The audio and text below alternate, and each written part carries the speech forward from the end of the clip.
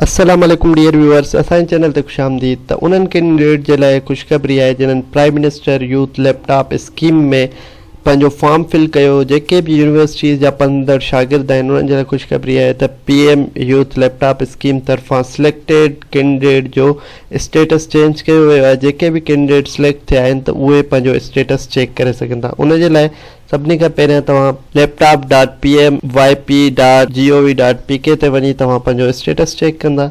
ऐं सभिनी खां पहिरियां ही एप्लीकेशन स्टेटस जो तव्हां वटि फॉर्म अची वेंदो। इनखे फिल कीअं करिणो आहे त सभिनी खां पहिरियों तव्हांखे यूनिवर्सिटी जो सिटी सिलेक्ट करिणो आहे। तव्हांजी कहिड़े सिटी में यूनिवर्सिटी आहे, जाम शोरो।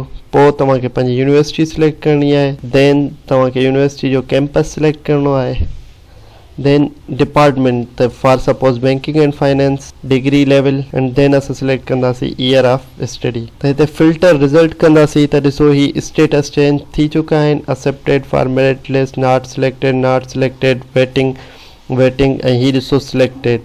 त इहे तव्हां कंप्लीट ॾिसण जे लाइ केतिरा सिलेक्ट थिया आहिनि तव्हां हिन GPA वारे खे टॉप टू बॉटम करे सघो था।